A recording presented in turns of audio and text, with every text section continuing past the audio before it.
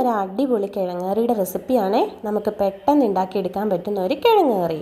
അപ്പത്തിൻ്റെയും ചപ്പാത്തിയുടെയും പൂരിയുടെ ഒക്കെ കൂടെ കഴിക്കാൻ പറ്റുന്ന ഒരു അടിപൊളി കറി. 2 കിഴങ്ങ്, 2 പച്ചമുളക്, പകുതി സബോള, തൊലിയൊക്കെ കളഞ്ഞ് നന്നായിട്ടൊന്ന് കഴുകിയെടുത്ത് ചെറുതാക്കി ഒന്ന് അരിഞ്ഞെടുക്കാം.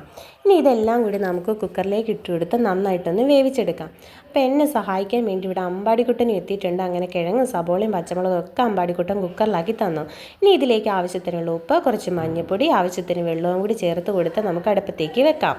ഇനി അരമുറി തേങ്ങ ചിരകിയെടുത്ത് കുറച്ച് വെള്ളവും കൂടി ചേർത്ത് മിക്സിയുടെ ജാറിലിട്ട് നന്നായിട്ടൊന്ന് അടിച്ചെടുത്ത് തേങ്ങാപ്പാൽ പിഴിഞ്ഞ് മാറ്റി വെക്കാം. അപ്പോൾ നമ്മുടെ കിഴങ്ങൊക്കെ നന്നായിട്ട് വെന്ത് വന്നിട്ടുണ്ട്. ഇതൊരു തവി വെച്ച് നന്നായിട്ടൊന്ന് ഉടച്ചു കൊടുത്ത് തേങ്ങാപ്പാൽ കൂടി ഒഴിച്ചു കൊടുത്ത് നന്നായിട്ടൊന്ന് തിളപ്പിച്ചെടുക്കാം. അപ്പോൾ നമ്മുടെ കറിയൊക്കെ നന്നായിട്ട് തിളച്ച് വന്നപ്പോൾ ഒരു പാത്രം അടുപ്പത്ത് വെച്ച് കടുകും കറിവേപ്പിലയും കൂടി താളിച്ച് നമുക്ക് കറിയിലേക്ക് ചേർത്ത് കൊടുക്കാം.